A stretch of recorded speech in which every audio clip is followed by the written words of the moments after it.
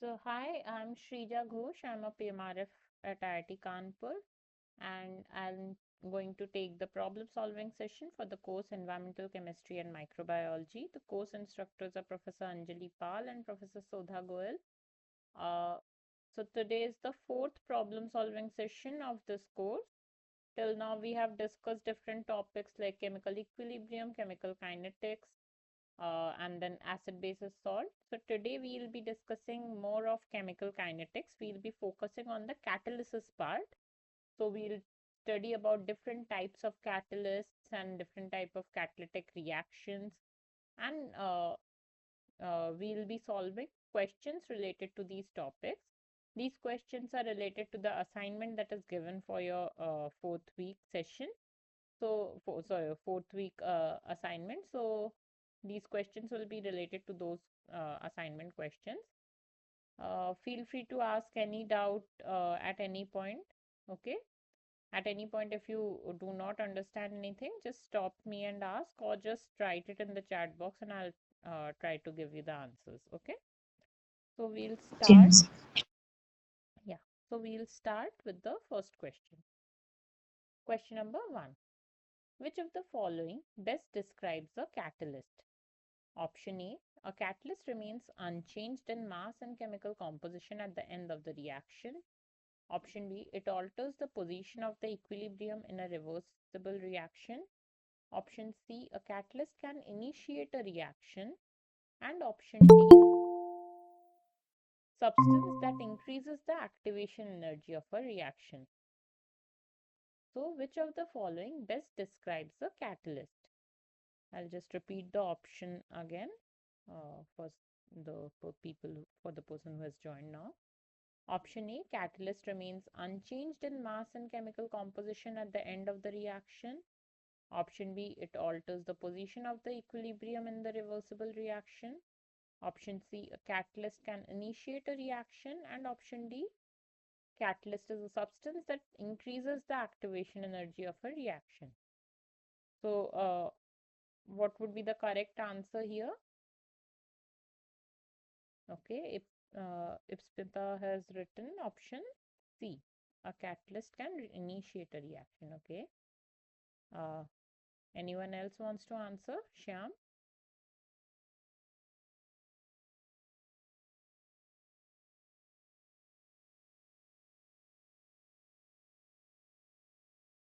Even if you don't know the answer, just try to guess it and then I'll try to explain why it is the correct or the wrong answer.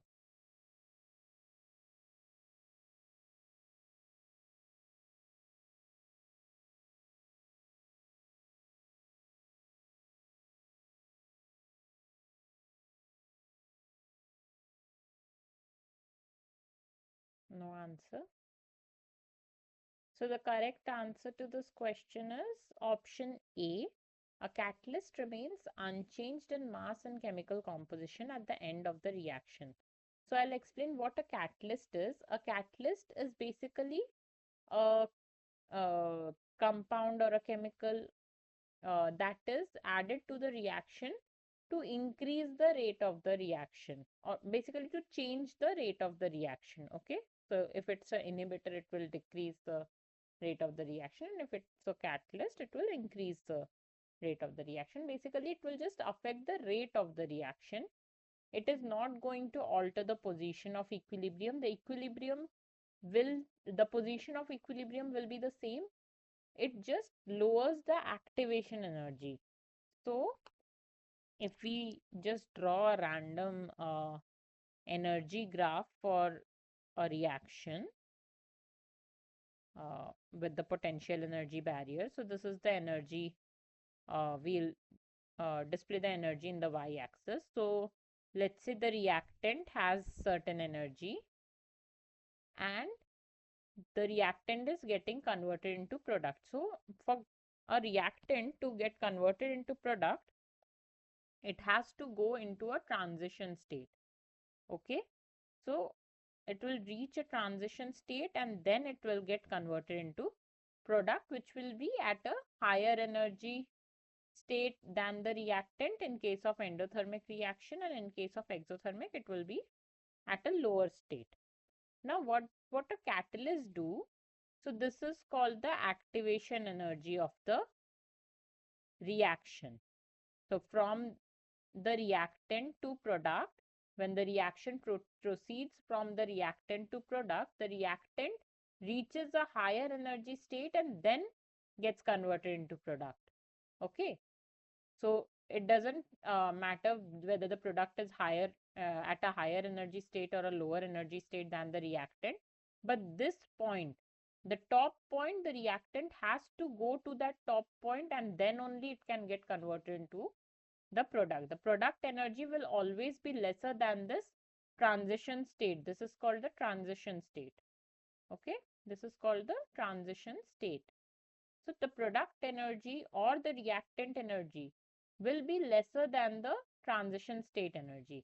And for the reactant to reach this transition state energy, the amount of energy required for the reactant to reach this transition state, that is the activation energy. Now, what a catalyst do? I'll just change the ink color.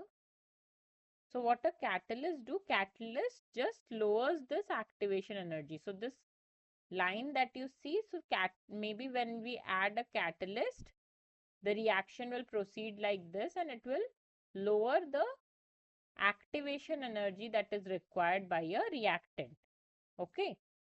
So, basically, and then the catalyst can get recycled in a reaction. So if I have a reaction called A plus B goes to C and there is a catalyst K added to the reaction, this catalyst basically will get recycled. It won't change in mass. So catalyst will just help the reaction to proceed in the forward direction from the reactant side to the product side by lowering the activation energy, but it won't get consumed in the reaction. Okay.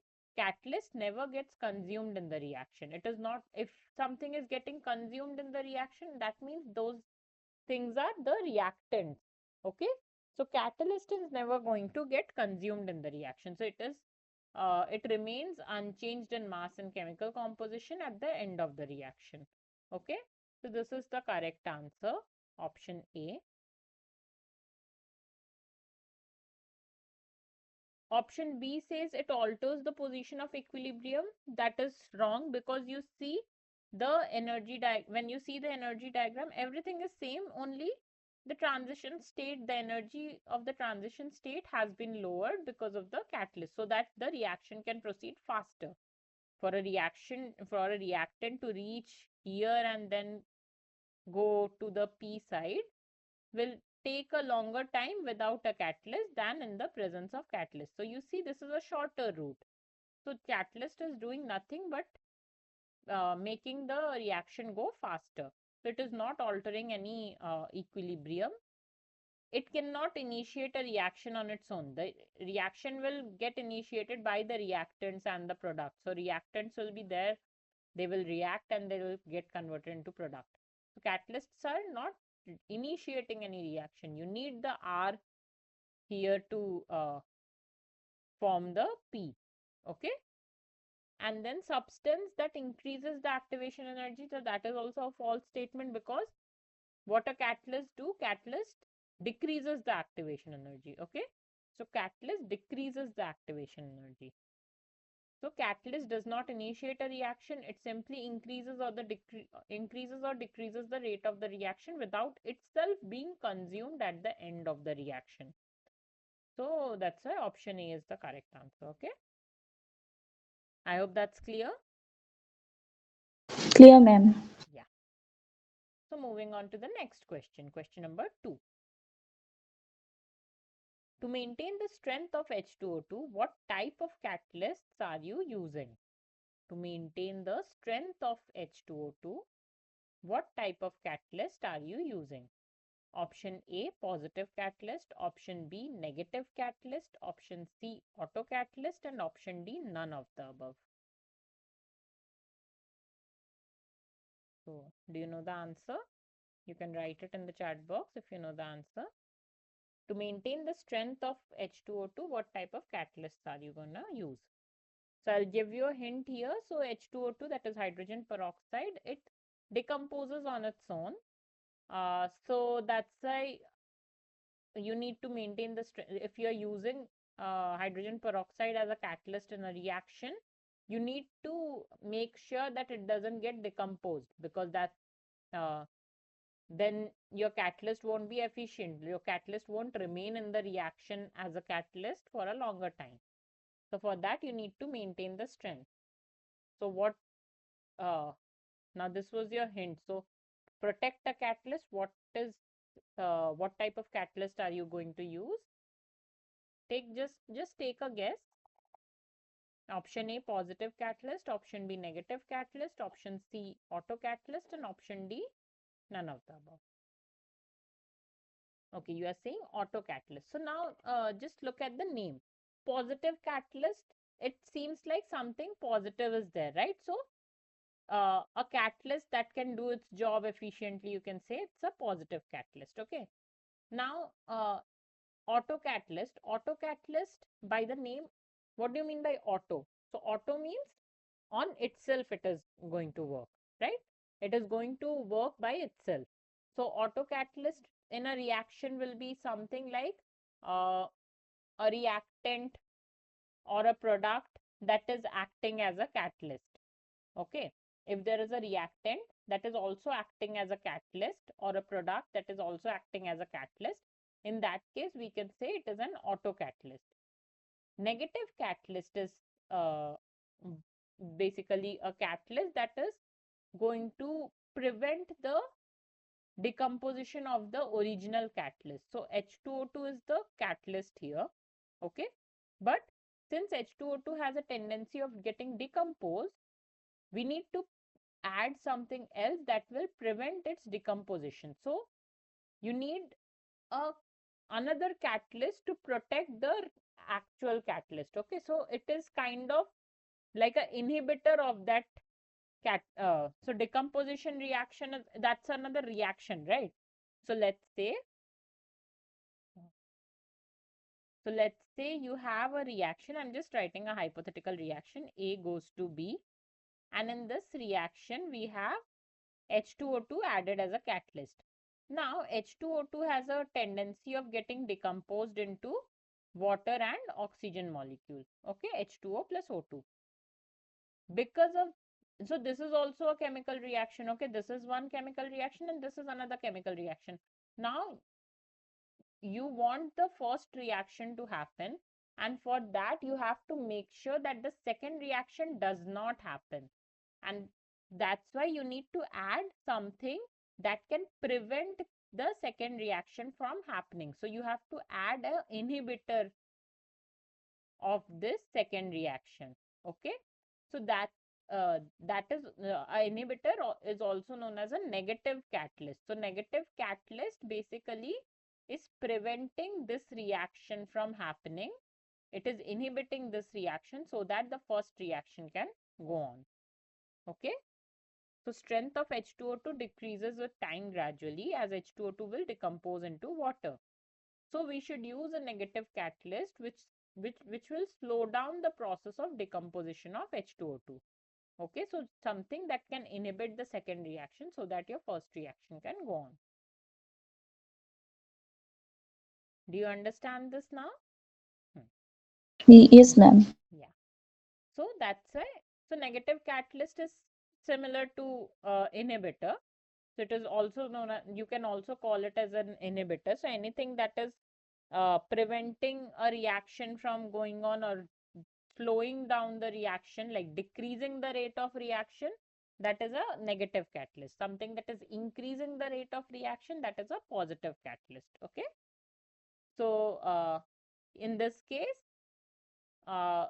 we need something that can decrease the rate of reaction of this H2 decomposition of H2O2. So in that case, we are using a negative catalyst. Fine. Moving on to the next question now. Question number 3. Which of the following is an example of an autocatalyst? Which of the following is an example of an autocatalyst? Option A, finely divided iron in ammonia synthesis by Haber's process. Option B, phosphoric acid in the decomposition of H2O2. Option C, redox reaction between potassium permanganate and oxalic acid. And option D, palladium for hydrogenation of ethylene. Which of the following is an example of autocatalyst? Now I told you what is the meaning of autocatalyst in the previous question. So autocatalyst means some catalyst, a reactant or a product that can act as a catalyst in the reaction. So a reaction will proceed, form some amount of product, and that product is then going to act as a catalyst and then help the reaction to proceed forward in a faster rate. Okay, so that is autocatalyst. Now tell me which of the following could be an example for autocatalyst.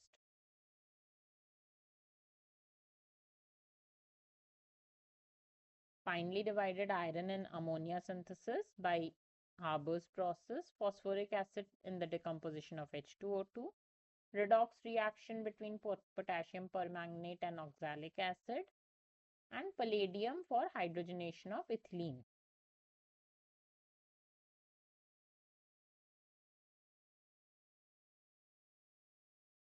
Okay, you're saying finely divided iron in ammonia synthesis.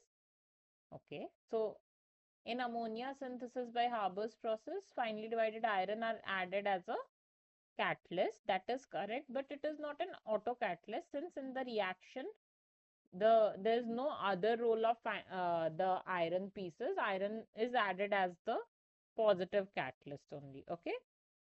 Same goes for option B and D. Option B, phosphoric acid. It I told you like we add a negative catalyst to slow down the decomposition of H2O2. Then we have palladium that is also added in the hydrogenation reaction for ethylene. That is also a positive catalyst. Here in the option C, redox reaction between potassium permanganate and oxalic acid. What happens is when potassium permanganate reacts with oxalic acid, the product kind of acts as a catalyst for the reaction itself. Okay. So in this option option C is the correct answer. In option C, we are seeing autocatalyst.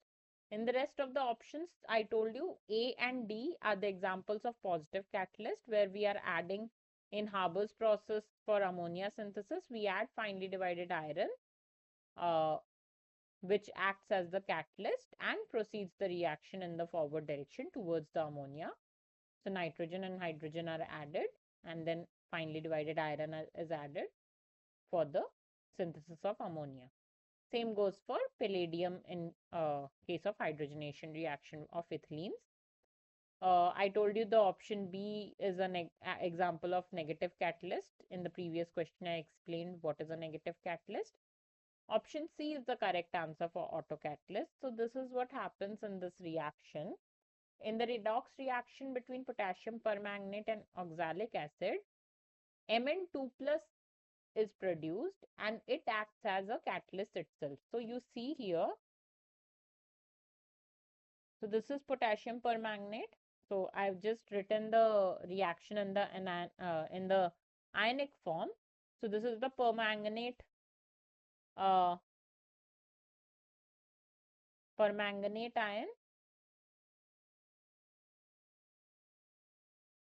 Okay, and this is the oxalate ion. Okay, this is the oxalate ion, this is the permanganate ion.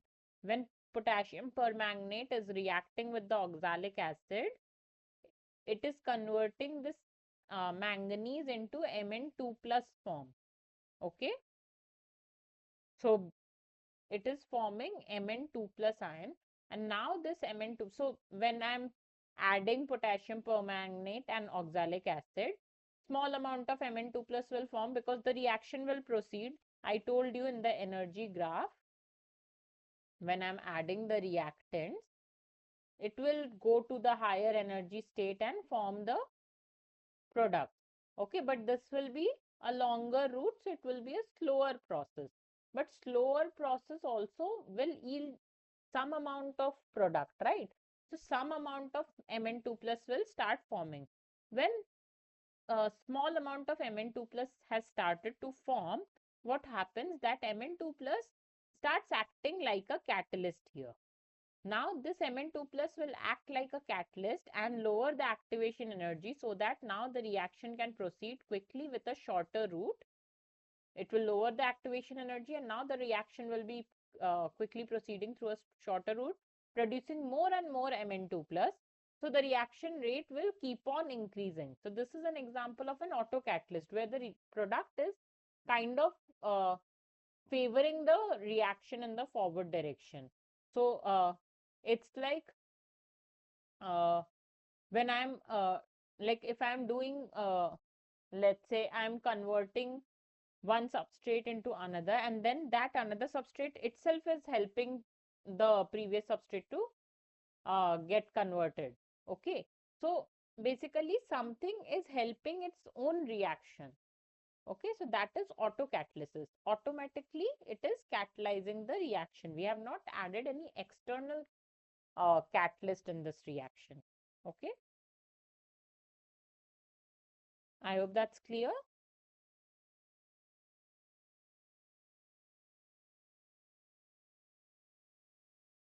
Okay, so we'll move on to the next question. Question number 4. Which of the following is an example of an inhibition catalyst in a chemical reaction? So I told you about the different types of catalyst in the second question: autocatalyst, positive catalyst, negative catalyst. So again, I told you what an inhibition in a reaction means. So which of the following is an example of inhibition catalyst in a chemical reaction? Option A, hydrogen in the hydrogenation of alkenes. Option B, lead in the decomposition of hydrogen peroxide. Option C, sodium in the reaction of sodium with water. And option D, arsenic in the reaction of sodium sulfite with arsenic. Okay. Yes, now you have understood. It's a good thing. You are telling me option B is the correct answer. You are right. So lead in the decomposition of hydrogen peroxide is a example of an inhibition catalyst or a negative catalyst. Okay. So I told you how we have to stop the decomposition of H2O2 so that we can use the H2O2 as a catalyst. So we need something that can inhibit the H2O2 from decomposing. So we need so lead is one of the examples that can be used to stop the decomposition or slow down the decomposition process of H2O2. In the previous question, we saw phosphoric acid can also be used as a negative catalyst for H2O2 decomposition reaction. Okay. So like you should remember, like if you are ever going to do such kind of reactions, uh, like this is good to have, good knowledge to have, like lead, phosphoric acid. These are common negative catalysts used in the decomposition reaction of hydrogen peroxide. Okay, so option B is the correct answer. You are right. In the other options, that is hydrogen in the hydrogenation of alkenes, in this case, hydrogen is just the reactant in the reaction. So when the hydrogenation of alkenes are happening, hydrogen is one of the reactants. So one reactant will be alkene, another reactant will be hydrogen, and there will be a catalyst. I think platinum is added as a catalyst here. Then you have sodium in the reaction of sodium with water. Again, sodium is reacting with the water. So that means sodium is one of the uh, reactants here. Okay. Then option D is arsenic in the reaction of sodium sulfite with arsenic. So this is another type of catalysis reaction. So we'll come across a question related to it, then you'll understand this better. Arsenic in the reaction of sodium sulfite with arsenic. Okay. So that is a different type of catalysis reaction. So here the correct answer is option B. Lead in the decomposition of hydrogen peroxide. This is an example of an invention.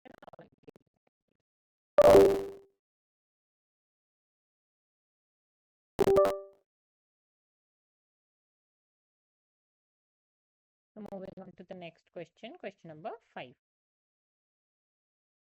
An endothermic reaction with high activation energy for the forward reaction is given by which of the diagram most appropriately? An endothermic reaction with high activation energy.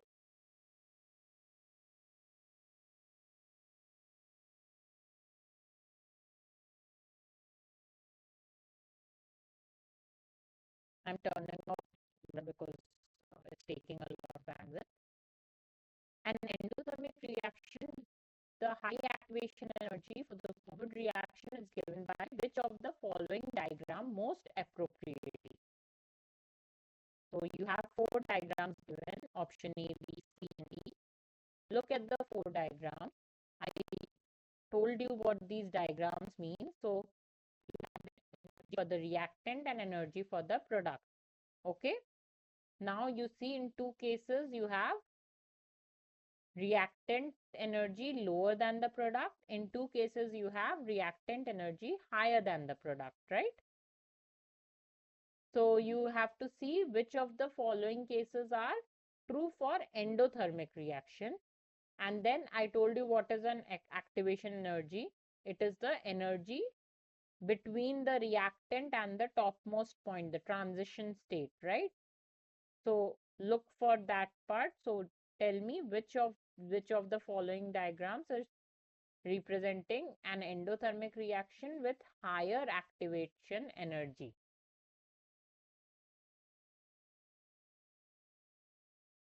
Yes, A.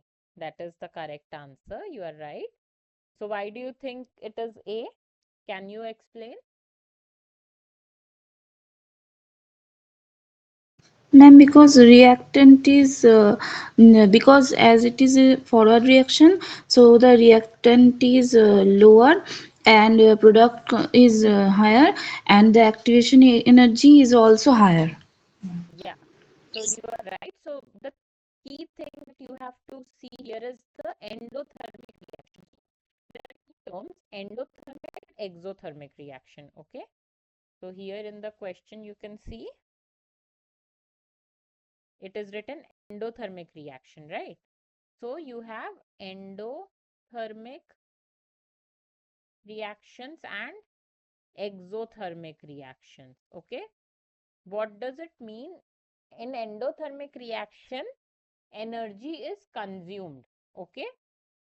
So energy is absorbed in the system. Energy absorbed. Okay. And in exothermic reaction, energy is released in the system. Energy released. Okay. Now you see for these 2 cases, for A and B, we can say reactant is at lower energy and it is absorbing certain amount of energy so that it can make a product that is higher in energy than the reactant. Okay. So this has clearly absorbed some energy. So the difference between the energy states of the reactant and the product, that would be the amount of energy that has been absorbed in the reaction. But in case of exothermic reaction that is depicted by the C and D diagrams on C and D, you can see that the reactant and the product, the reactant is having a higher energy than the product. So that means when the reactant is getting converted into product, this amount of energy is being released. Okay, because reactant is already having a higher amount of energy. Okay, and now it is getting converted into a product. So and the product is at lower energy, that means there's some difference in the energy that is released in the system. Okay, so energy is released in this system. So these 2 cases are the cases for exothermic reactions. Okay, and these 2 cases are the cases for the endothermic reaction. Okay. So that is why you have to choose between A and B, and you have correctly chosen A because you understood the part where high activation energy, how to look for high activation energy. So I told you the activation energy is basically the difference between this point and this point. So if you see, this would be the activation energy in this case, whereas in this case the activation energy is just this much.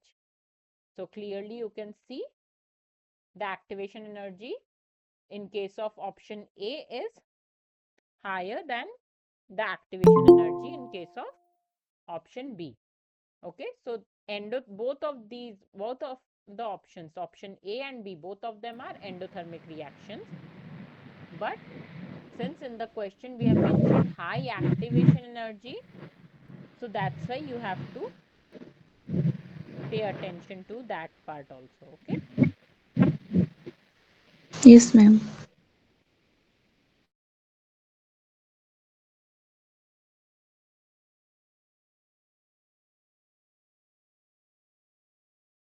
If the question was exothermic reaction, I hope you can now understand an answer.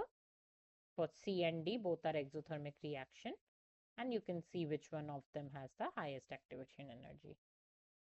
Okay. Now I'll move to the next question, question number 6. The following diagram shows the energy diagram for a chemical reaction. Which of the following describes the enthalpy change? So this is the similar diagram that we have been discussing. This is the energy diagram for the reaction, for any reaction. So which of the following describes the enthalpy change? So whether it is the energy difference between point A and point B, or option B is energy difference between the point B and point A, then option C says the energy difference between the point C and point B, and option D says the energy difference between point D and point A. So which of the following option is correct? What do you mean by enthalpy change? Okay, you are saying option B. Option B. Okay, I'll first ask you which of the following can describe activation energy, because till now we have discussed activation energy. So let's see if you can answer that. A and B. Yeah, that is showing activation energy, right? So it cannot show the enthalpy change. So enthalpy change, uh, I'll tell you what is enthalpy change first. It is basically the energy that is the extra energy that is present in the system. Either it is released in the system in case of exothermic reaction, or it is absorbed in the system, that is in case of endothermic reaction. Okay. So first tell me whether the reaction that you are seeing here is exothermic or endothermic.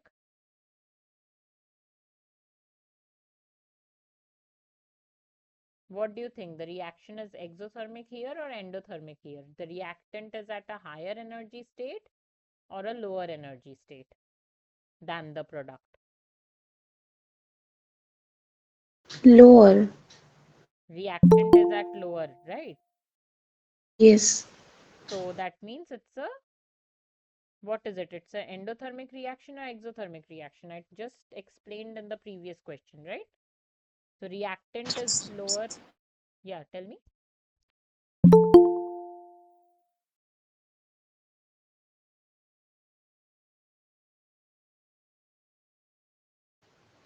Endothermic. Endothermic, right? So that means there's some amount of energy that is released in the, sorry, that is absorbed in the system. Okay, since it's an endothermic reaction. So enthalpy change is basically the point, uh, the amount of energy difference that is there between the product and the reactant. So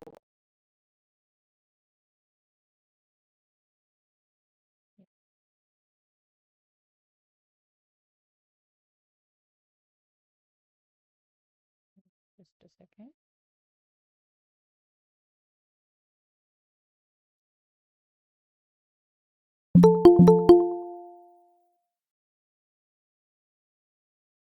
all of you who are joining the meeting now. It's already 7:39. I request all of you to join the class from 7 p.m. onwards so that you won't miss any questions that are discussed here. So this is the product, right? So the energy difference between this point and this point, the reactant,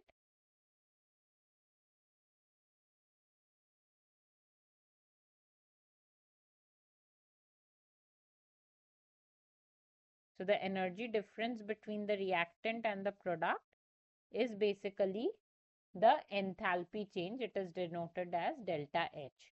Okay. So if delta H is positive, that is D minus A. D minus A would be the enthalpy change. That is option D.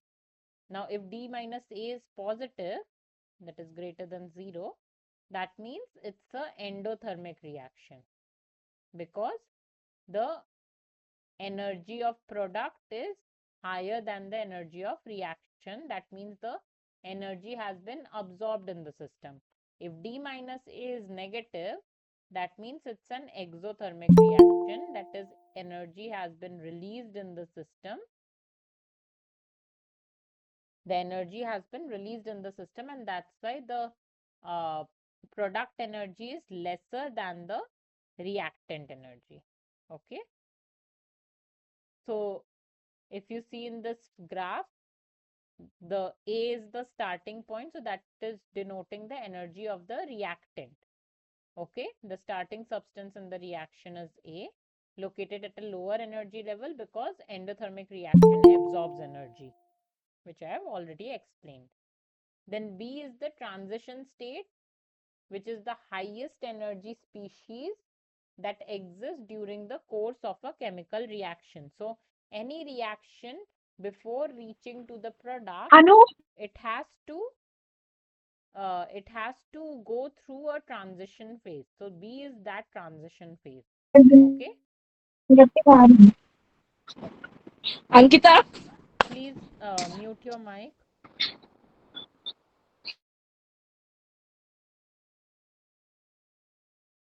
So B is the transition state here. Then D is the new substance, that is the product that is forming after the reaction. Since it's an endothermic reaction, we can see the products are having a higher energy than the reactants because energy is absorbed from the surroundings. Now, what is activation energy?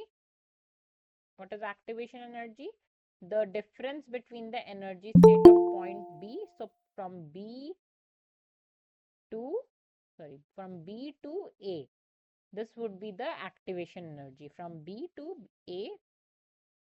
So measured from the reactants to the peak of the curve, that is B. Okay, higher activation energy means the reaction is slower because it will have to take a longer route. Lower activation energy means the reaction is going to be faster because it is going to take a shorter route. So the higher the activation energy, the reactant will have to travel that longer path. Okay, if the activation energy was somewhere here, that means the reactant will only have to cover this much distance before reaching to the product.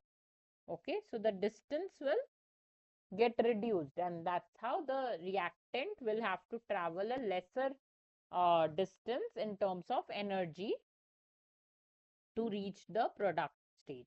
Okay, and that's how the reaction will be faster. Okay, so catalysts, when we were talking about catalysts do nothing but lower the activation energy so that the reaction can proceed faster. Okay. So activation energy is the minimum energy required to start the reaction. And enthalpy change, which was the question. So that is delta H, that is denoted by delta H. It is the final energy minus the initial energy. Positive delta H means an endothermic reaction. The system is absorbing the energy from the surrounding, and negative delta H will mean exothermic reaction. That is, the system is releasing energy into the surrounding. I hope that's clear to everybody now. Yeah.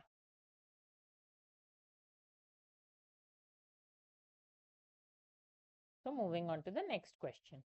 Which of the following is an example of an induced catalyst in a chemical reaction? Which of the following is an example of an induced catalyst in a chemical reaction? Option A, hydrogen in hydrogenation of alkenes.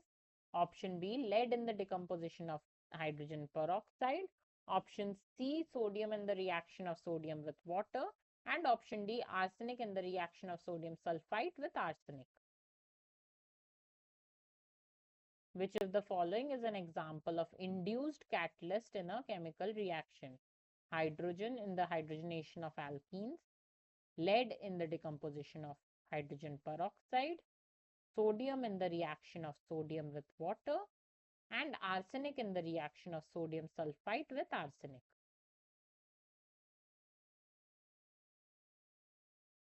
I want all of you to write the answer in the chat box so that we can have a discussion. Even if you don't know the answer, just write whatever you feel is the right answer so that I can help you understand what is the correct and what is the wrong answer.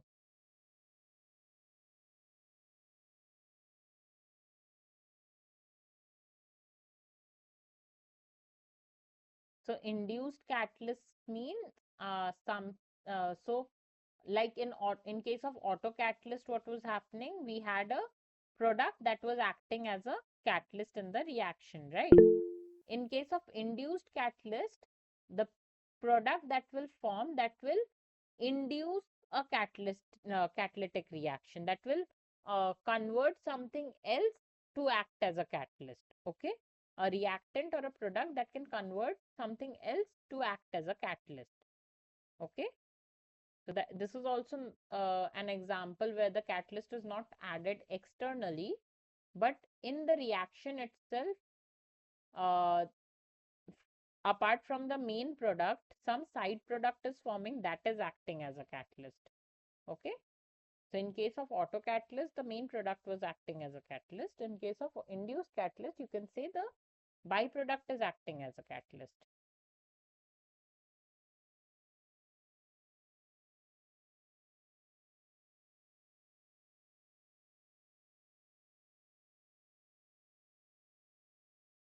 So if Smita is saying option A, option A, I told you in the previous question also, hydrogen in the hydrogenation of alkenes, hydrogen just acts as a reactant. Okay. Option B is also not the correct answer because option B, if you would have attended the previous question, option B is basically an example of a negative catalyst. I have explained in the previous question. So lead acts as a negative catalyst and it slows down the decomposition of hydrogen peroxide. Okay. Option C also, sodium in the reaction of sodium with water. Sodium, you can see sodium and water are the reactants. So sodium is one of the reactant there. Option D is the correct answer here, where arsenic in the reaction of sodium sulfite with arsenic. Arsenic acts as a autocatalyst. We will see how. So in the presence of sodium sulfite and oxygen, the reaction starts with arsenic 3+ state, like oxidation. So arsenic can have two oxidation states. So arsenic 3 is what we use as a reactant.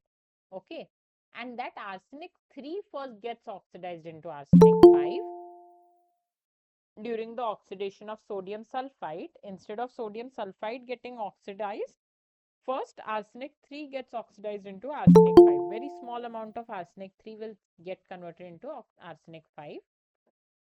That arsenic 5 then acts as a oxidizing agent. It kind of accelerates the oxidation of sodium sulfite. So initially, small amount of arsenic 3 is oxidized to form arsenic 5 by an oxidizing agent. Then the arsenic 5 acts as a catalyst here. So Basically, arsenic 5 is now induced to act as a catalyst. The newly formed arsenic 5 now accelerates the oxidation of more sodium sulfide. This increases the reaction rate by regenerating oxidizing species in the system. So what will happen? Arsenic 5 will get reduced to arsenic 3 again, and in turn oxidize the sodium sulfite into sodium sulfate. Okay, sulfite ions are getting converted into sulfate ion when arsenic 5 is getting reduced into arsenic 3 state, and that's how the arsenic 3 and arsenic 5 keeps on recycling in the system. So arsenic 3 and arsenic 5 redox pair acts as a catalytic cycle, making the oxidation of sulfide faster. This is why the reaction is induced rather than proceeding at a normal uncatalyzed rate. So it keeps on increasing. So as and when more and more arsenic 5 and arsenic 3 pair will uh, keep on recycling, the sodium sulfide will get converted into sodium sulfate. More and more sodium sulfide would get oxidized into sodium sulfate. This is clear? Is this clear to everybody? Yes, ma'am. Okay. If anybody has any doubt in this question or in any of the previous questions, let me know.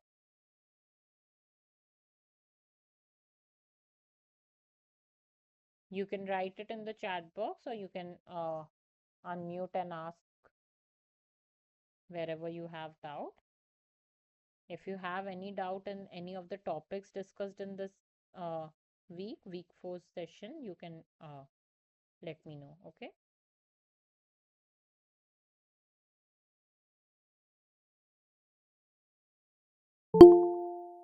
Okay, I'll move on to the next question. Question number 8. In homogeneous catalysis, the catalyst, option A, exists in the same phase as the reactants. Option B, exists in the different phase from the reactants. Option C, it is consumed during the reaction. And option D, acts as an inhibitor of the reaction. In homogeneous catalysis, the catalyst exists in the same phase as the reactant or exists in the different phase from the reactant. Homogeneous catalysis, the catalyst is consumed during the reaction, or it acts as an inhibitor of the reaction. What do you think is the right answer? Read the question carefully. Look at the name, homogeneous catalysis. It is called homogeneous catalysis. What does homogeneous mean? Think about it and then answer what could be the right answer. I want all of you to give answer. Only one person is answering continuously. All of you who have joined late, I request you to read the question and try to understand, try to answer. If you don't interact with me, there's no point of having this session. It is supposed to be a doubt clearing session. For that, you need to ask some questions, or at least I need to understand if you are understanding the concept or not. Come on, answer.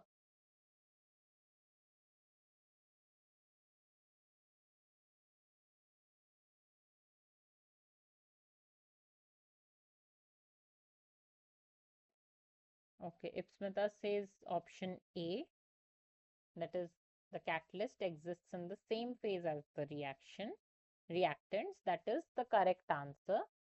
So by the name itself, we can understand homogeneous catalysis means the catalyst and the reactants and the products, everything is in the same phase. What do you mean by same phase? That is, here by phase, I mean whether it's liquid, solid, or gas. Okay. So if the reactants are solid and the catalyst is also solid, then it's a homogeneous catalysis. If the reactants are liquid or reactants are gaseous and the catalyst is solid, it will be called heterogeneous catalysis. Okay.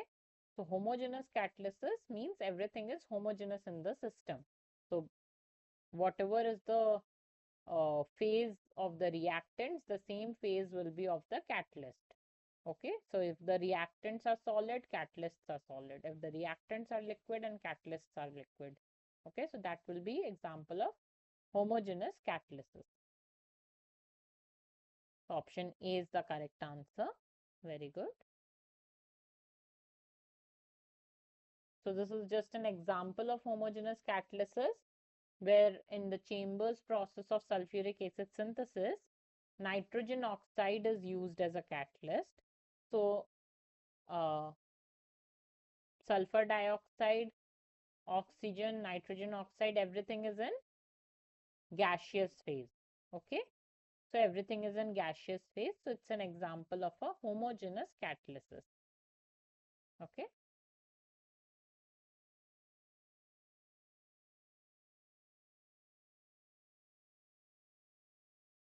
Moving on to the next question, question number 9. Paul Anastas and John Warner developed 12 principles of green chemistry in 2000. Which statements among the following is or are true? Option A, analyze processes in real time. Option B, use renewable feedstock. Option C, prevent waste. And option D, all of the above. There are 12 principles that were developed for green chemistry. Which of the following statements is or are true? Analyze processes in real time, use renewable feedstock, prevent waste, and option D says all of the above statements.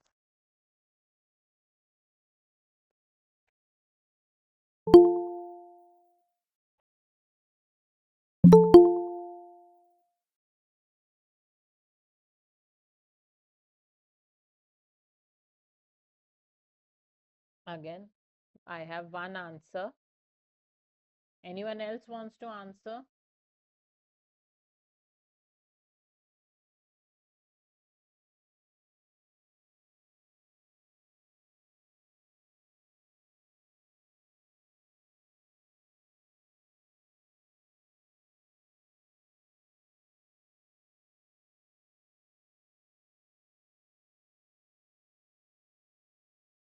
So option D is the correct answer. All of these statements are part of the 12 principles of green chemistry.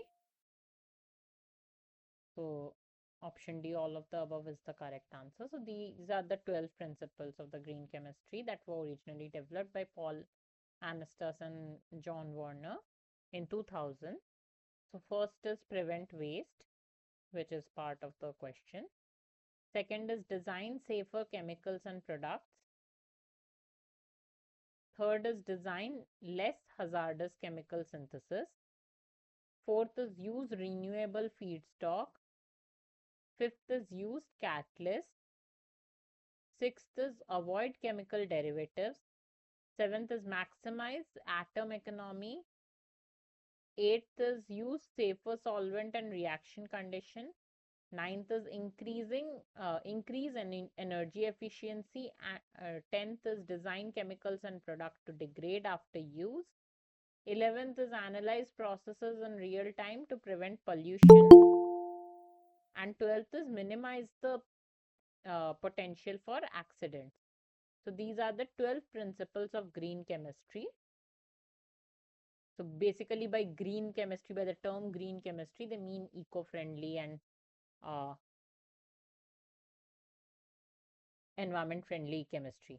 Okay, so when the reactions are being done, you have to prevent wastage and design of safer chemicals and products so that it doesn't cause, they are not hazardous to us or hazardous to an environment. Then using renewable feedstock so that the petroleum, all the non-renewable resources are not getting they are not, they can be like use resources that can be replenished. Then use of catalyst, because catalysts can obviously do the reactions way faster than the normal rates. Chemical derivatives maximize atom economy. So all of these are part of green chemistry, okay?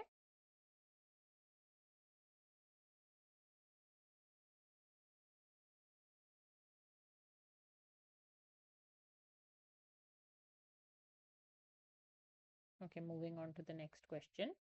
Which of the following is an example of heterogeneous catalysis? So I talked about the homogeneous catalysis. So now, by definition, now I think you might be understanding what heterogeneous catalysis is. So which of the following is an example of heterogeneous catalysis? Option A, enzyme used in biological processes. Option B, hydrogenation of alkenes using platinum on solid support. Option C, transesterification of fatty acid triglyceride with methanol. And option D, acid catalysis in a solution. Which of the following is a example of heterogeneous catalysis? So we discussed about homogeneous catalysis where all of the reactants and the catalysts were in the same phase. So by definition, heterogeneous catalysis means the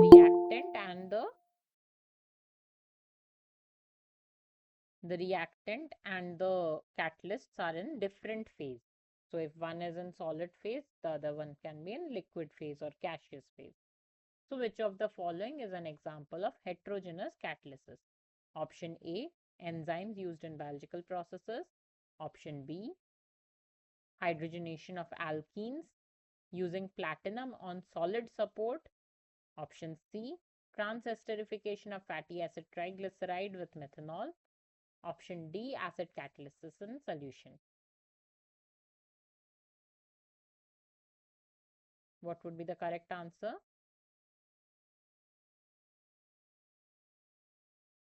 Okay, I have one answer, option B. What about the others? Okay, two people are saying option B. Anyone else?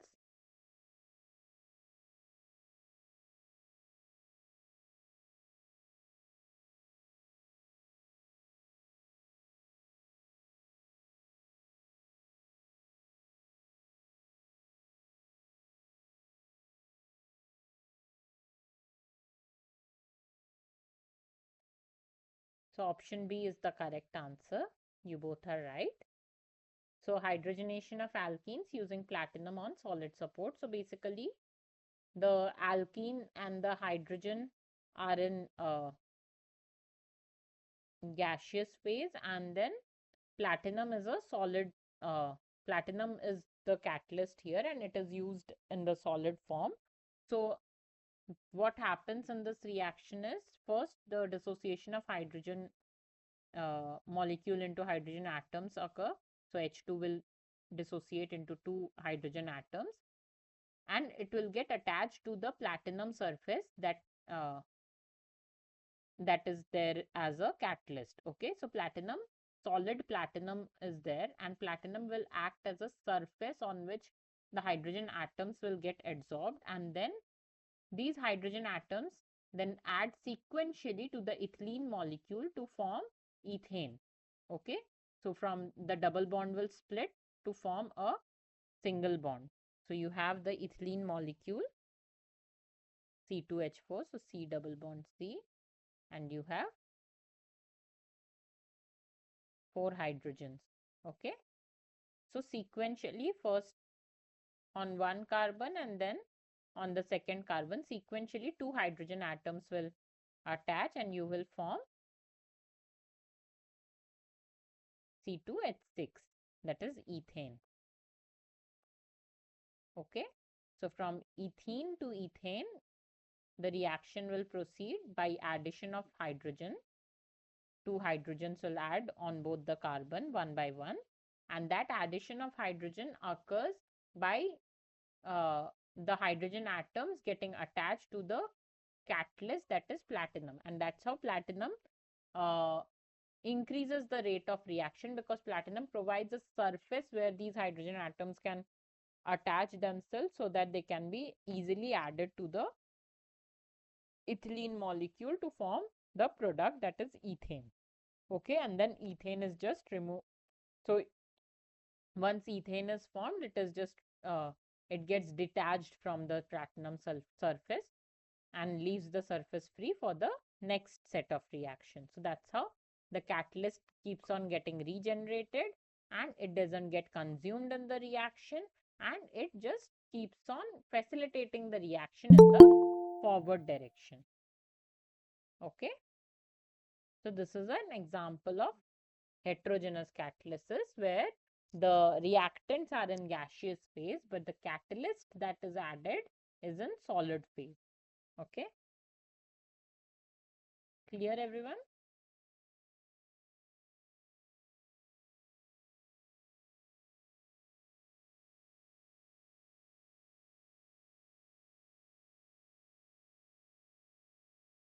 Okay, great. Then I'll move on to the next question. Question number 11. Which theory gives a proper explanation of the mechanism of heterogeneous catalysis? So I just explained the mechanism of heterogeneous catalysis. Now tell me which theory gives a proper explanation of the mechanism of heterogeneous catalysis. Option A, absorption. Option B, adsorption. Option C, both of the above, or option D, none of the above. None of the above.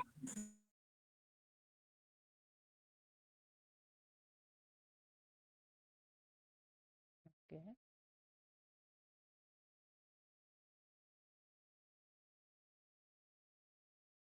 Okay. What about others? Anyone else wants to answer?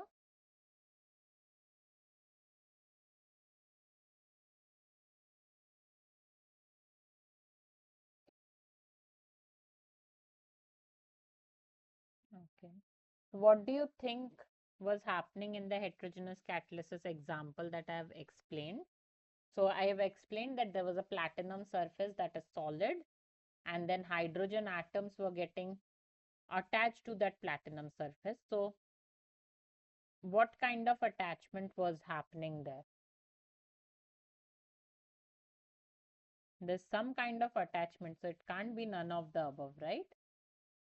I just explained the mechanism where you had the platinum surface and you had the hydrogen atoms that were attaching to the platinum surface, and then those hydrogen atoms were getting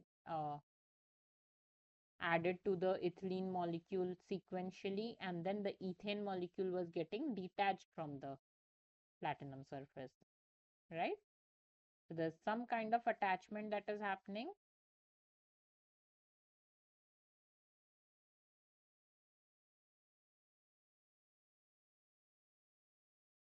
So since it's a surface level attachment, it's called an adsorption. Okay, so option B is the correct answer. So Naveen is right here. Option B, adsorption, is the correct answer. So the major difference between absorption and adsorption is when a substance gets dissolved into another substance. Okay, so absorption, in case of absorption, the platinum would have taken the hydrogen atoms into the surface. But when some things are attached just on the surface, it's called adsorption. Okay, adsorption when a substance sticks to the surface. Okay, so in case in the previous example, so this is a classic example of heterogeneous catalysis, right? So in this case, what is happening? The platinum surface, think of it as a sheet, okay?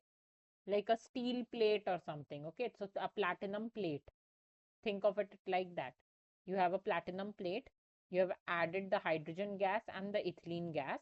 So hydrogen gas will attach on the surface. It will stick to the surface of the platinum plate, and those hydrogen gas will now split into hydrogen atoms, and those atoms are now stuck to the plate, and those hydrogen atoms will now one by one get attached to the ethylene molecule to form ethane, and that ethane will now get removed from the it will get desorbed from the platinum plate. Okay, so the phenomena that is happening in this mechanism is adsorption. Okay, that attachment is adsorption. I hope that's clear.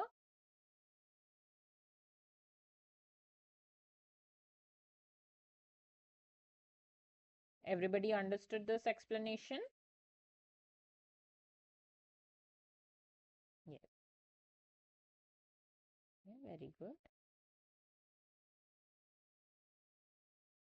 Then moving on to the next question. In the reaction of hydrogen peroxide, decomposition, the presence of manganese dioxide acts as a negative catalyst to slow down the reaction. Option B increases the rate of decomposition significantly. Option C changes the equilibrium position of the reaction. And option D does not affect the reaction. In the reaction of hydrogen peroxide decomposition, presence of manganese dioxide acts as a negative catalyst to slow down the reaction. Option B is increase the rate of the decomposition significantly. Option C changes the equilibrium position of the reaction, and option D does not affect the reaction. What do you think could be the answer?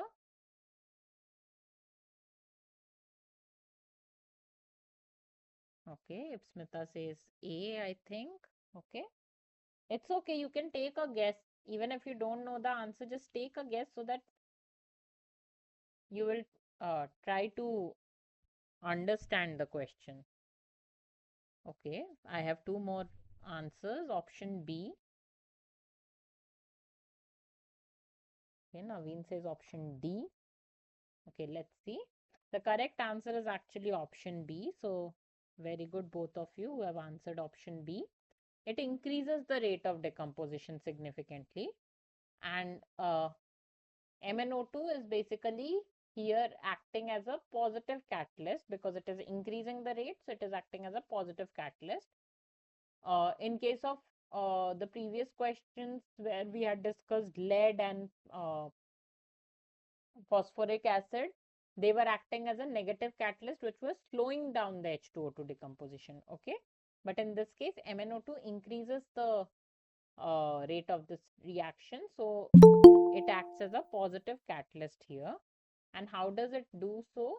It's basically an example of heterogeneous catalysis. So decomposition of hydrogen peroxide is a reaction where hydrogen peroxide breaks down into water and oxygen. This I have already told you. And this reaction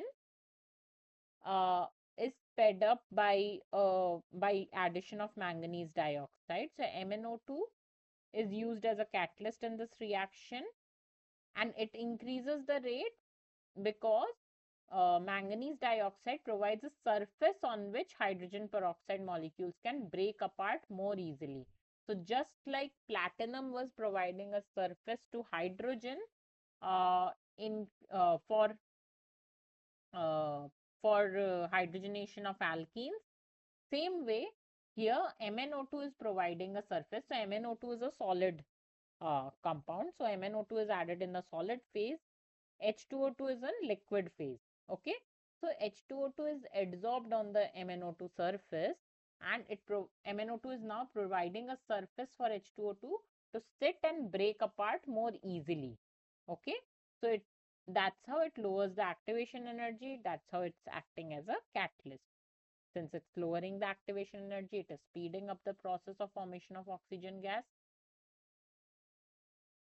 and it is not getting consumed, so it is acting as a positive catalyst. Okay, this is clear. So this is another example of heterogeneous catalysis. Okay, because here what we are doing, what we are adding MnO2 in a solid phase, we are adding the reactant, that is hydrogen peroxide, in the liquid phase. So liquid and solid, there are two different phases. So it's a heterogeneous catalytic system, and that liquid is getting adsorbed in the solid, and that solid is providing a surface for the liquid to get decomposed easily. That's why the solid MnO2 is acting as a catalyst here, because it is kind of increasing the rate of the reaction. And how any catalyst increases the rate of the reaction, it just lowers the activation energy. So it is easier for H2O2 to reach the transition state when it is adsorbed on a solid surface of MnO2 than when it is in the liquid form in the solution. Okay, so it is easier for H2O2 to reach that transition state when it is present along with MnO2. So that's how MnO2 is acting as a catalyst. I hope that's clear to everybody. Since not all of you are responding, I'm assuming that you are understanding the concept, right? I'll move to the next question then. Turnover number refers to. So what do you mean by turnover number? Option A number of active sites in a catalyst. Option B, number of substrate molecules converted per unit time. Option C, total number of reactant molecules converted per catalyst molecule before deactivation. And option D, ratio of reactant to product concentration. So what is turnover number? Is it the number of active sites in the catalyst, or is the number of a substrate molecule converted per unit time, or it's the total number of reactant molecules converted per catalyst molecule before deactivation, or it's the ratio of the product to reactant to product concentration? What do you think is the correct answer?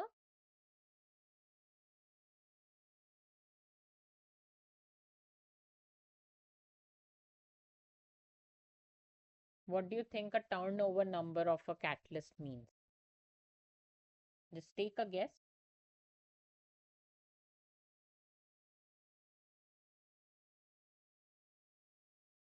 So what do you mean by turnover in general? Like, if I'm running a business, I'll see how much turnover of the company is.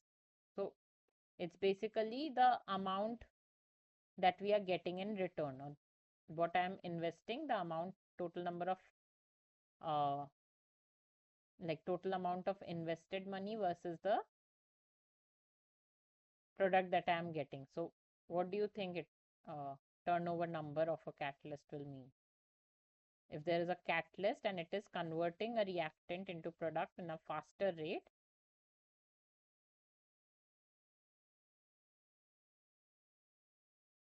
anyone? I just have only one answer in the chat box, and she has changed the answer now. Yeah, Dilip Kumar says option C. Anyone else?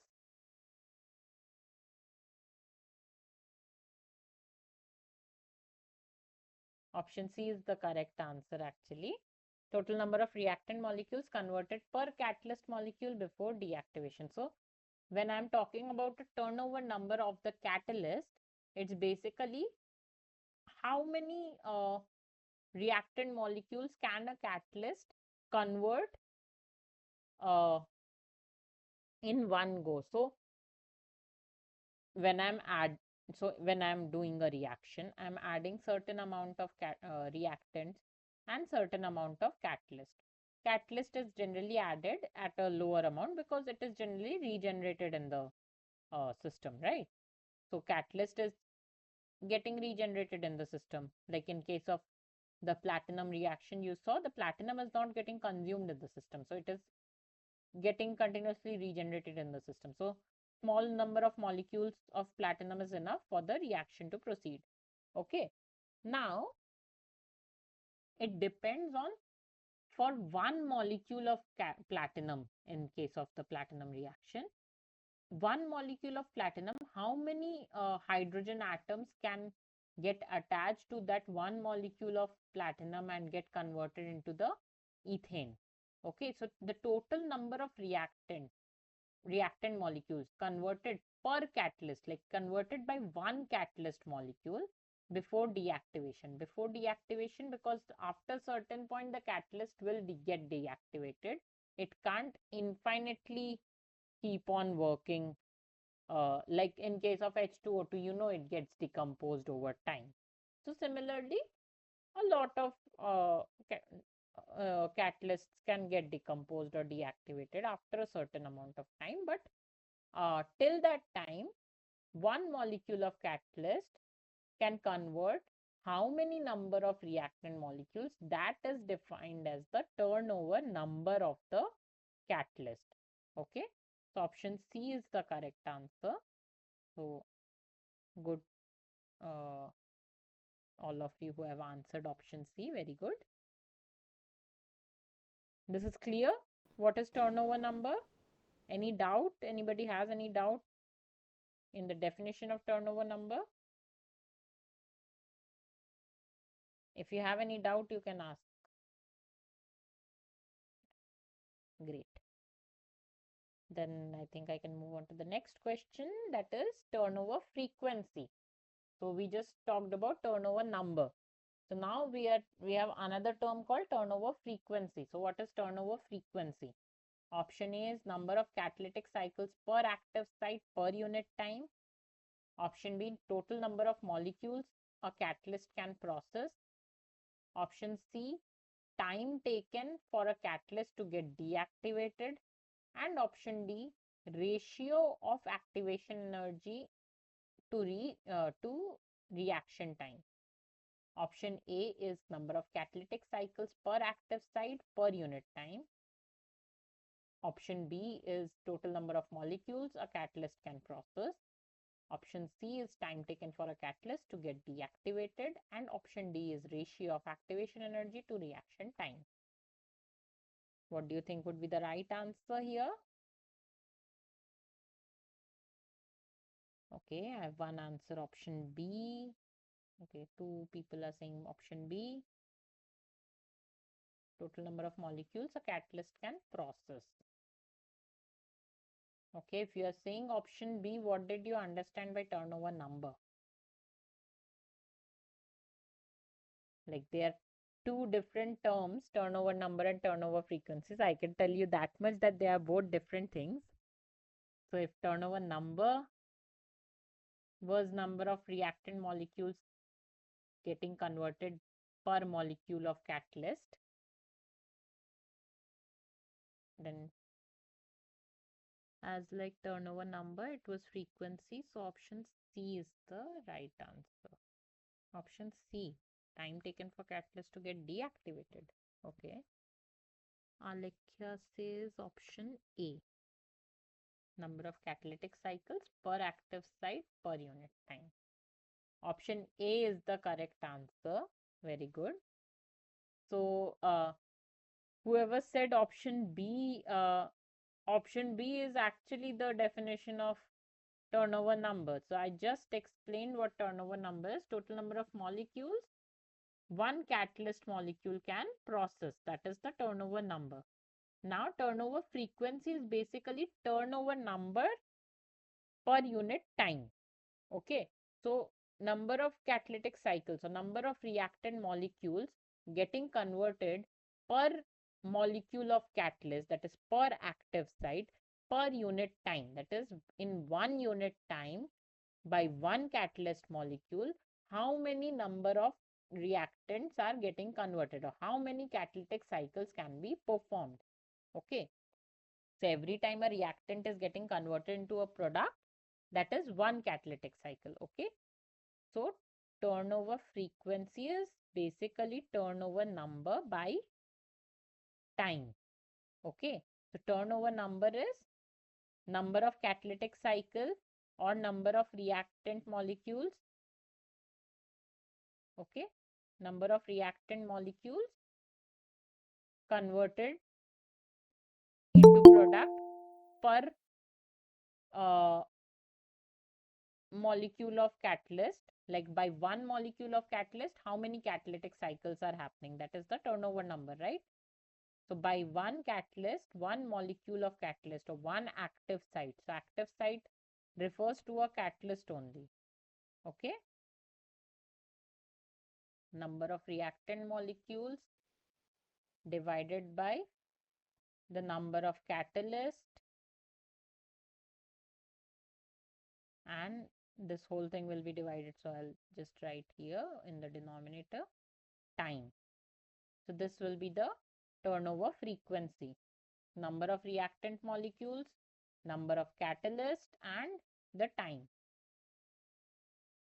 Okay. So per unit catalyst, per unit time, the number of catalytic cycles. That is the frequency. So turnover number per unit time would be turnover frequency. Clear to everyone? On turnover number, we don't consider catalytic cycle, ma'am. Here we consider, is it right, madam? I did not understand your statement. Can you unmute and ask what you are trying to? It's clear, right? Okay, great. Okay, so I hope it's clear to everybody what is a turnover number and what is a turnover frequency.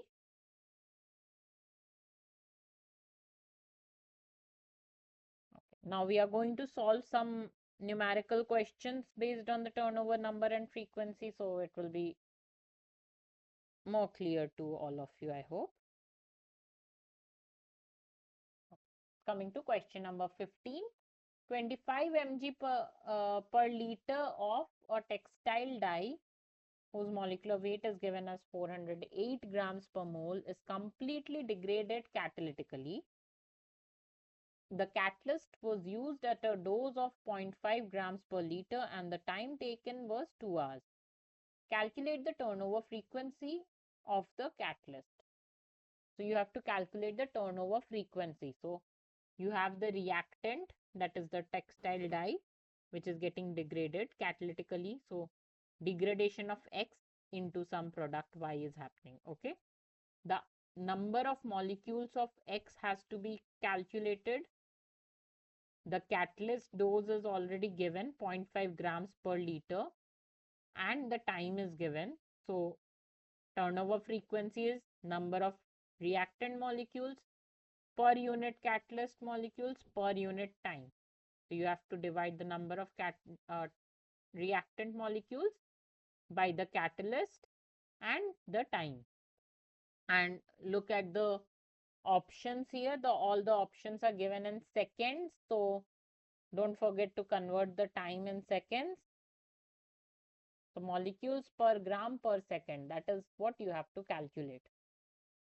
Requesting everyone to at least try to calculate it. Then we'll discuss the solution here.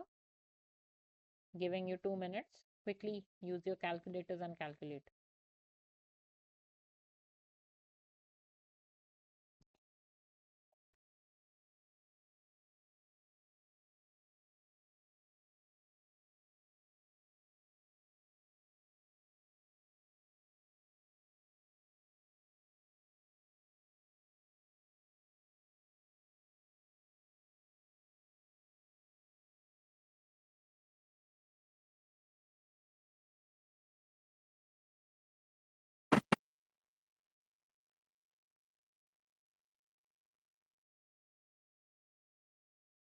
Anybody is able to calculate? Okay, I have one answer, option A. Good. Good that I have an answer. I don't know if option A is the correct answer or not. But at least try to calculate it. So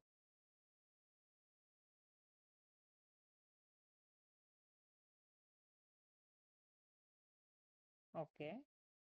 Okay, I'll tell you the solution. So how do you calculate the number of molecules?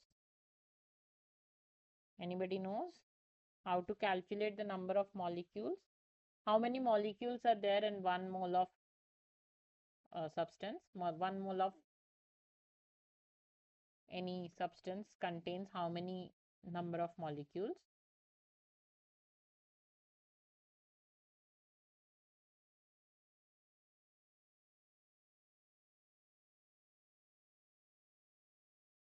All of you are answering option A. Tell me, how did you calculate the number of molecules?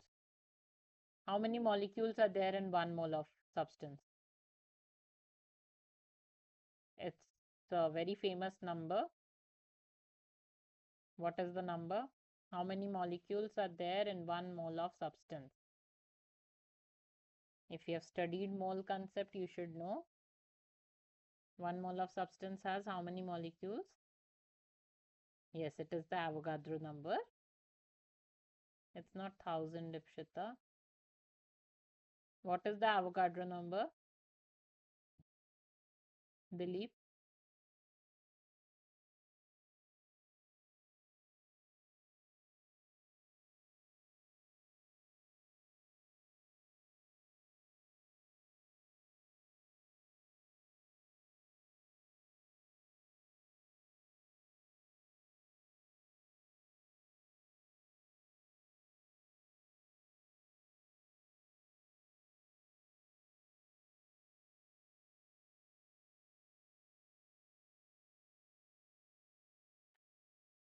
So Avogadro number is 6.023 into 10 raised to the power of 23.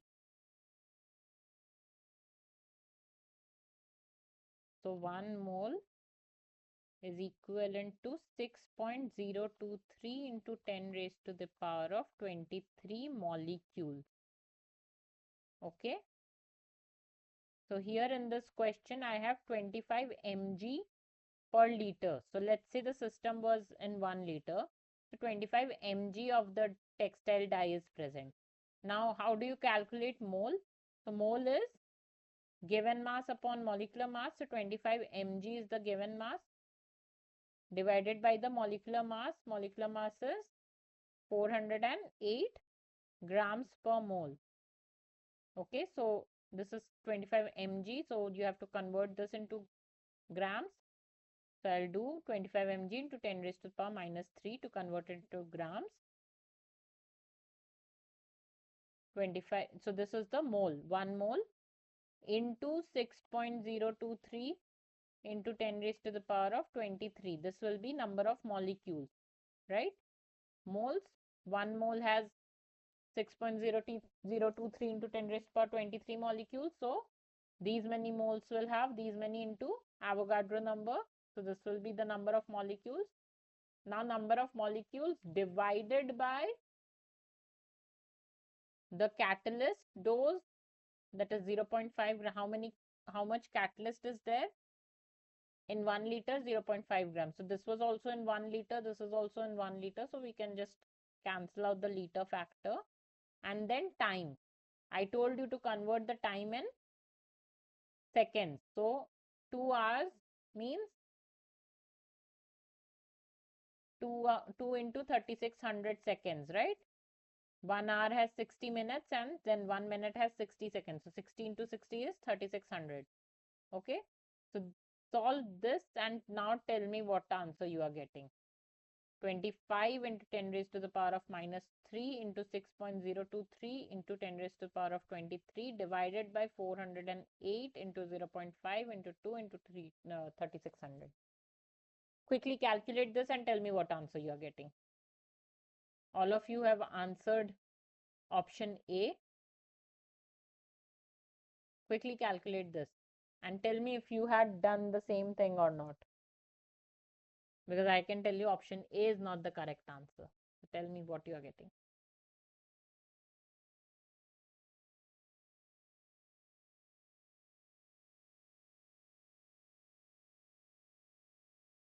Naveen, you are still getting option A. Are you using the calculator correctly?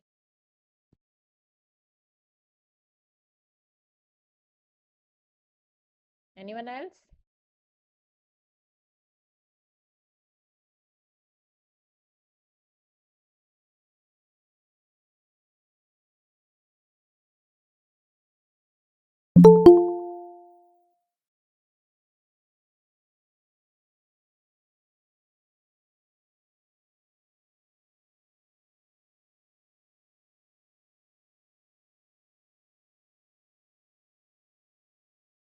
Anyone else? Come on, I have written the equation. Just use your calculator and calculate it. Yeah, if Smita is getting option C, okay. And others are unable to calculate it, even if the answer is given in front of you.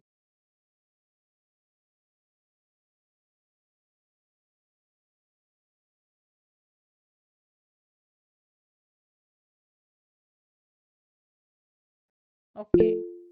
Option C is the correct answer. Yes, Dalip, do you have any question?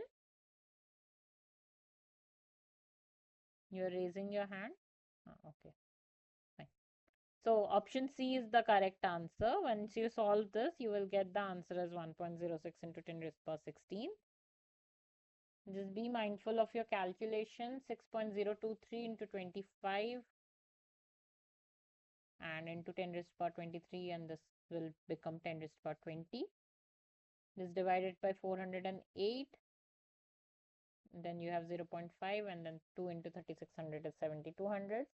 Solve this and you will get the answer as 1.06 into 10 raised to power 16.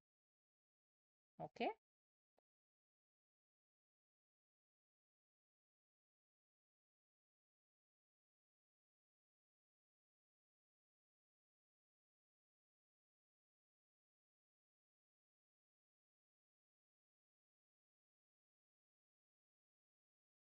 This is clear to everyone. Are you getting this answer?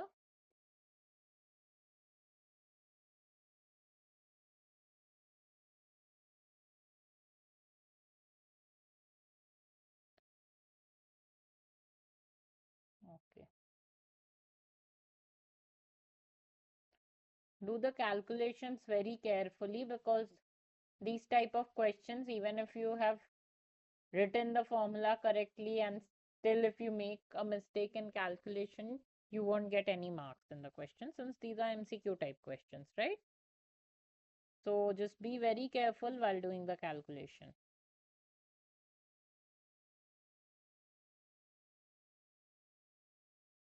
Okay, if this is clear, I can move on to the next question. Next question is, if a catalyst converts 500 molecules of reactant before deactivation and the reaction runs for 50 seconds, what is the turnover frequency?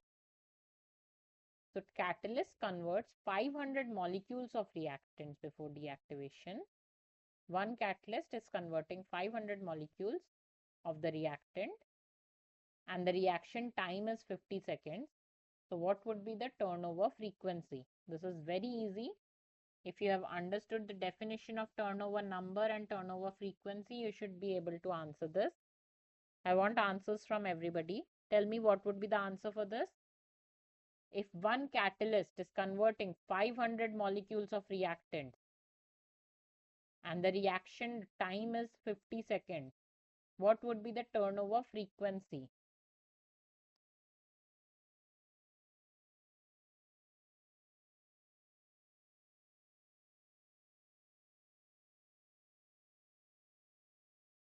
What would be the turnover frequency? What is turnover number? Turnover number is number of reactant molecules converted by one catalyst.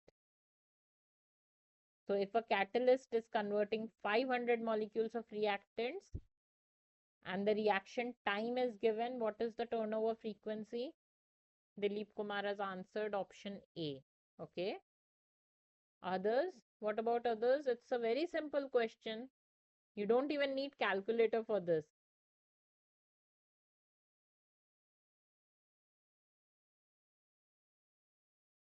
If you're not able to answer this question, I would assume that you haven't understood the meaning of turnover number and turnover frequency. A is the correct answer. Very good, Dilip. So I told you uh, number of reactant molecules getting converted by one catalyst. That what is it? It is called the turnover number. So that means the turnover number in this question is 500, because one catalyst is able to convert 500 molecules of reactant. So turnover number for this reaction is 500. Now turnover frequency is nothing but the turnover number per unit time. So turnover number divided by time would be your turnover frequency. So if turnover number is 500, time is 50, just divide 500 by 50 and you will get the answer. Yes. Dilip has written it in the chat box also. Very good. That is the correct answer. Option A, 500 by 50, that is 10. Second inverse would be the turnover frequency. Okay, so the number of molecules is 500, time is 50 seconds. So turnover frequency is nothing but the turnover number by time. This is clear to everyone?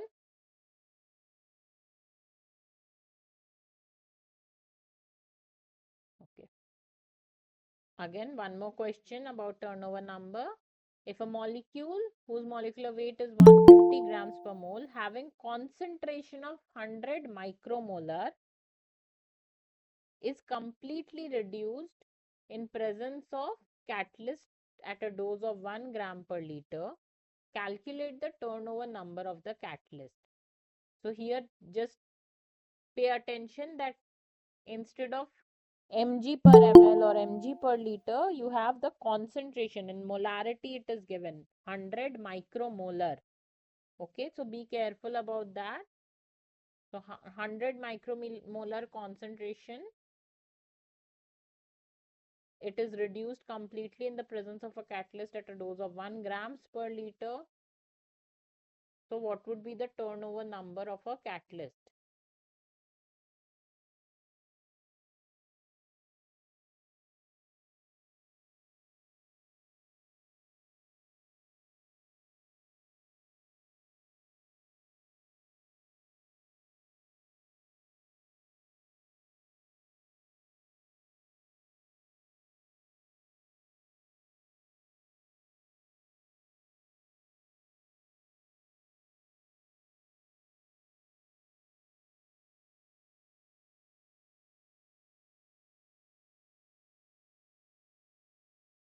Try to solve this, everybody.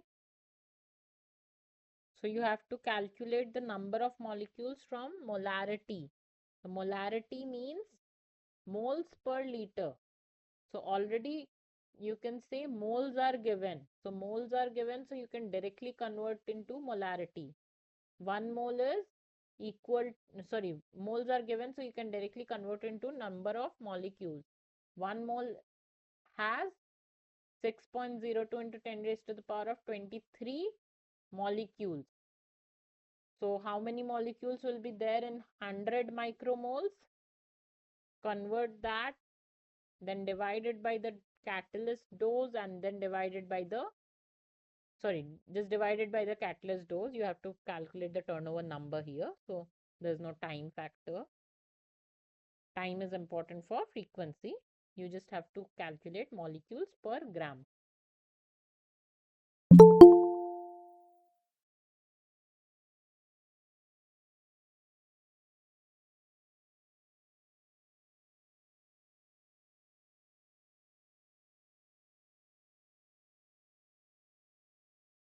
Nobody is able to solve this. It's not that difficult. I literally explained what you have to do. You just have to calculate the number of molecules.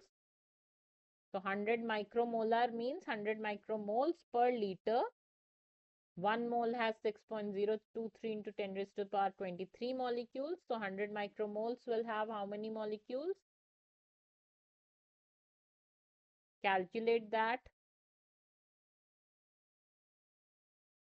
Okay, I have one answer A, one answer B. How are you getting A and B?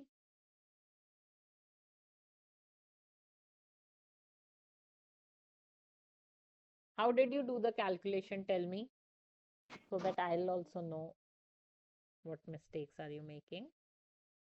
What did you do to calculate this? Tell me. Any one of you, Dilip or Ipsmita, sorry.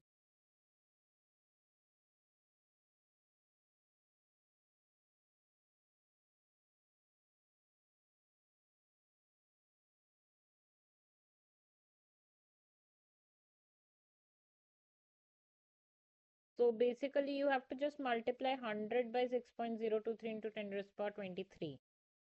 So 10 raised to power 23 will become 10 raised to power 25 because 100 is getting multiplied to that. And then divided by 1 gram per liter, and then since it is in micromoles, you don't have to use the 150 in this question, because that's just there in the question.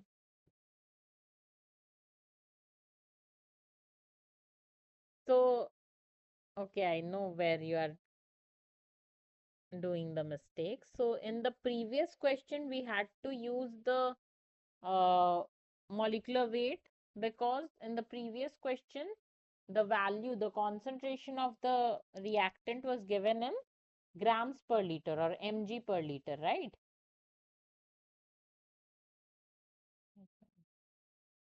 Yeah. So when we have something in mg per liter, to convert the mg, so we need to find out moles, right? So moles, once we find out moles, then only we can find the number of molecules. Our main aim is to find the number of molecules. For finding the number of molecules, we need moles. So here we have molarity given. So if we have mass given, so for mass we can convert mass upon molecular weight is equal to moles, right? But for molarity, molarity is already equal to moles per liter, right? So if I say I have 100 micromolar, that means I have 100 micromoles per liter. Okay. So that means it is already in moles. So you don't have to convert using a molecular weight. It is already in moles. So now I know that 1 mole is equal to 6.02 into 10 raised to the power 23 molecules, right? So that means 100 micromoles. So micromoles means 100 into 10 raised to the power minus 6 moles will have 6.02 into 10 raised to the power of 23 multiplied by 100 into 10 raised to the power of minus 6. So this is 23. So this 100 means 10 raised to the power of 2. So 23 plus 2, 25 minus 6 is 19. So 6.02 into 10 raised to the power of 19 divided by the catalyst dose. So catalyst is already 1 grams per liter. So you don't have to do any conversion. Divided by 1 would be the same number. So it's option C, 6.0 into 10 raised to the power 19.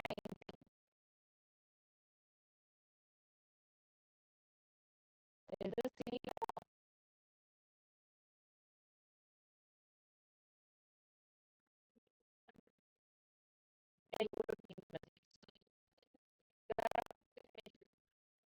Concentration, if an concentration unit is uh, grams per liter, mg per liter, then you have to convert it into moles by dividing it by molecular weight.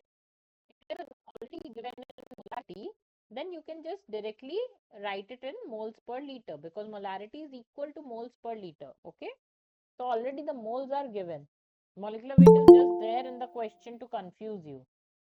Okay, so don't get confused by the molecular weight. Pay attention to the unit that is given in the question. So if the concentration is given in molarity already, you don't have to do anything. That is the moles given. You just multiply by the Avogadro number to get the number of molecules. Okay.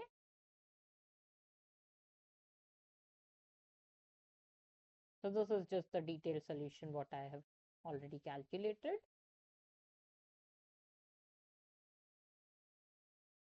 Moving on to the next question.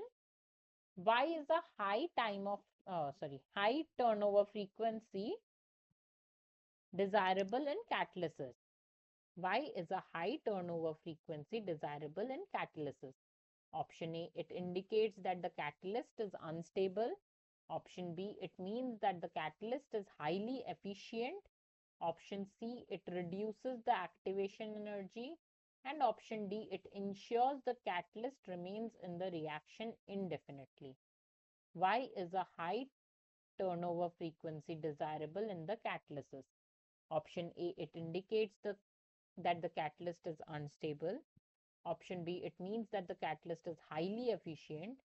Option C, it reduces the activation energy. And option D, it ensures that the catalyst remains in the reaction indefinitely. So turnover frequency is basically the number of catalytic cycles per unit catalyst per unit time, right? So if the turnover frequency is high, that means, what does it mean? It means that more and more number of reactant molecules can get converted into product in a shorter amount of time, right? It's per unit time. So in a small amount of time, large number of molecules of reactants can get converted. So that means high turnover frequency indicates that the catalyst, what does it indicate about the catalyst? It indicates that the catalyst is highly efficient, right? It is highly efficient, that it is able to convert so many molecules of reactants so quickly. Okay, so turnover frequency measures how many times a catalyst can convert a reactant molecules into a product. So one catalyst molecule, how many molecules of reactants it can convert into product per second. So that means if a turnover frequency is high, catalyst is working very efficiently. It processes more reactant molecules in shorter time. Okay, this is clear, everyone?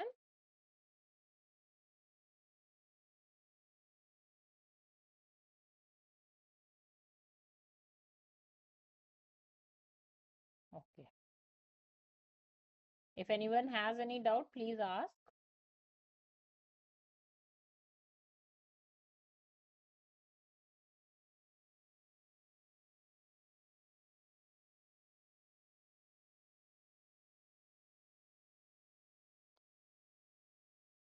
If you have any doubt, please ask.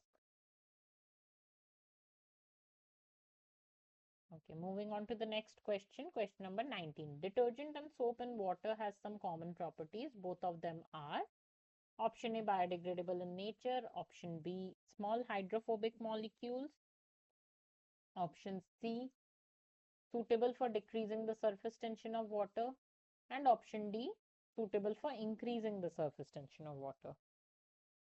So there's some major property that both detergent and soap has in common.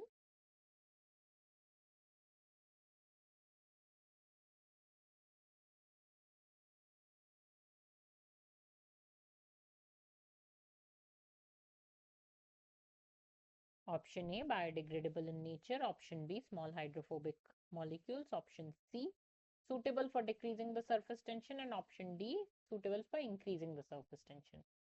What do you think will be the answer? Anybody? Yeah. So option C is the correct answer, suitable for decreasing the surface tension. Soaps and detergents, they can decrease the surface tension of the water. That's why they are called surfactants. Okay. So that is the correct answer. This is just a fact-based question. Again, another question about a surfactant, sodium dodecyl sulfate. It is a option A, cationic surfactant, option B, anionic surfactant, option B, zwitterionic surfactant, and option D, non-ionic surfactant. So cationic surfactant means it has a positively charged, like cationic group. Anionic surfactant means it has a negatively charged or an anionic group. Zwitterionic surfactant means it has both positive and negative charges. Non-ionic surfactant means it is uncharged. It does not have any ionic charges. Okay. So sodium dodecyl sulfate. Think of the sulfate ion here. Sodium dodecyl sulfate. What is it? Is it a positively charged or negatively charged? What would be the correct answer? Cationic, anionic, zwitterionic, or non-ionic?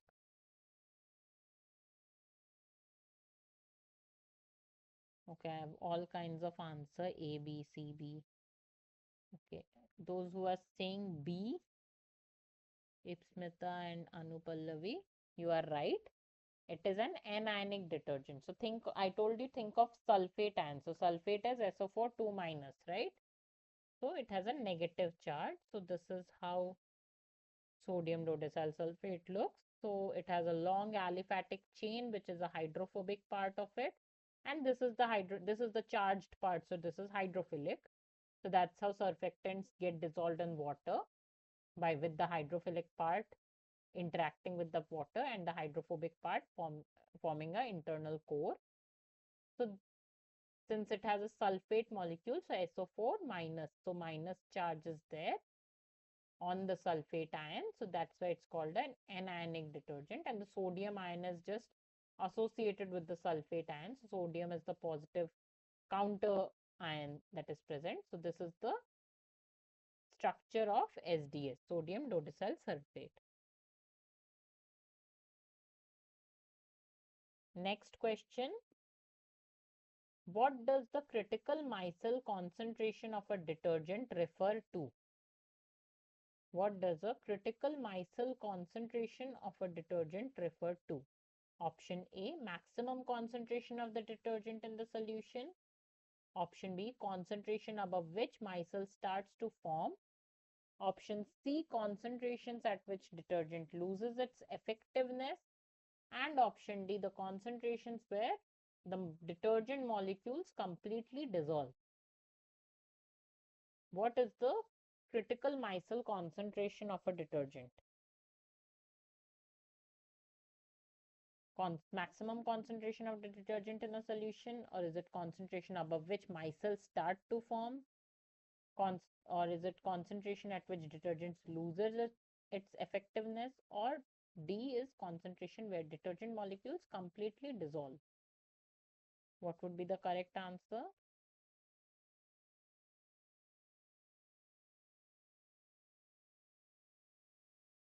Anybody?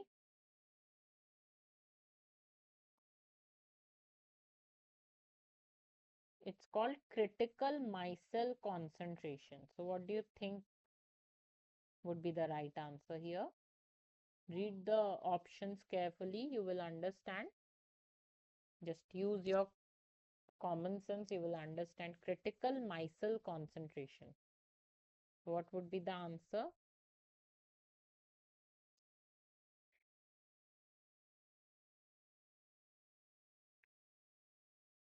Okay, I have two answers. Radhika and Anupallavi saying option B. Naveen is saying option C. Anyone else?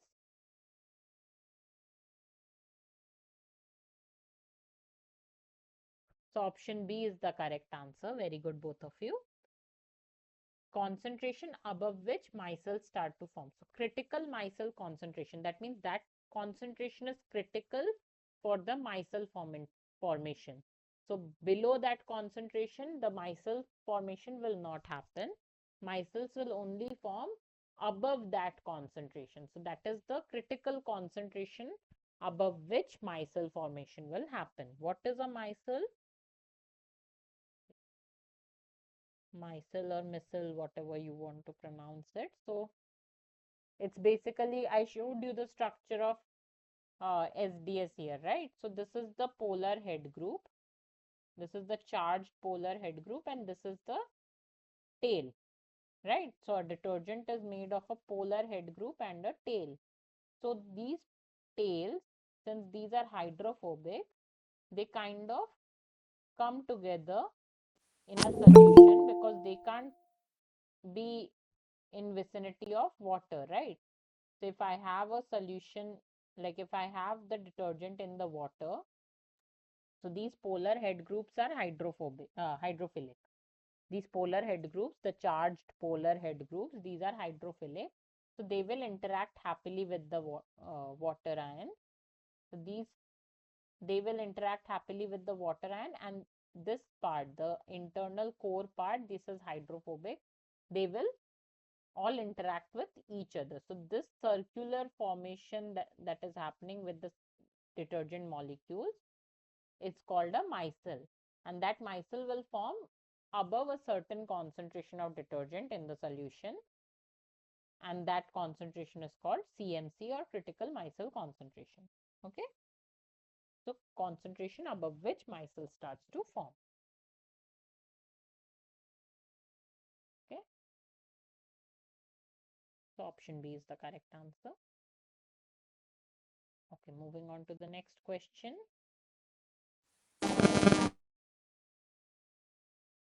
Okay, this is the last question. What must happen before a chemical reaction can start? The reaction of the temperature of the reaction mixture must decrease. Energy level of the reactant molecules must be below the activation energy. Energy level of the reactant molecules must reach the activation energy, and the concentration of reactant must be increased. What must happen before a chemical reaction can start? Temperature of the reaction mixture must decrease. Option B is energy level of the reactant molecules must be below the activation energy. Energy level of the reactant molecules must reach the activation energy, and the concentration of reactants must be increased. So all of you are saying option C. 3 people saying option C. So that is the correct answer. Energy level of the reactant must reach the activation energy before the reaction can start. Okay. So I have explained about the energy diagram of the reaction. Just a second.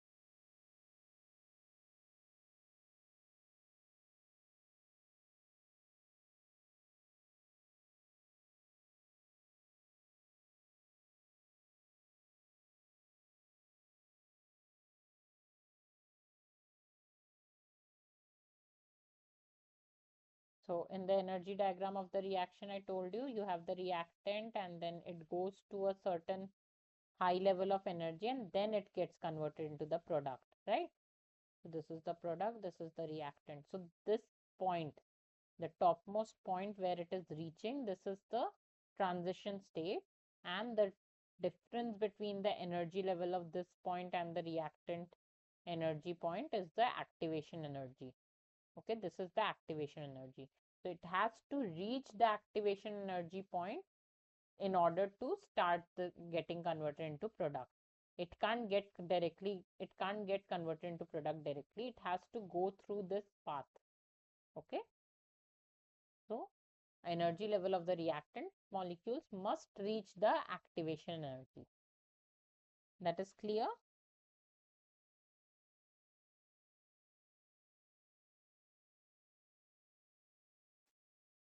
So this was the last question of this session. Anybody has any doubt in any of the questions, please ask.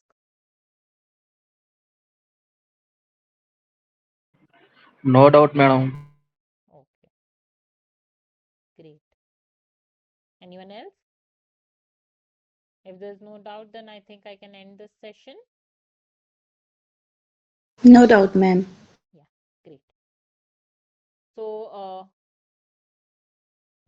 I hope this session will help you solve your assignment questions for this week. All the best, everyone, and I'll end this session now if you have no doubt. Thank you so much for joining. I'll see you next Tuesday. Okay.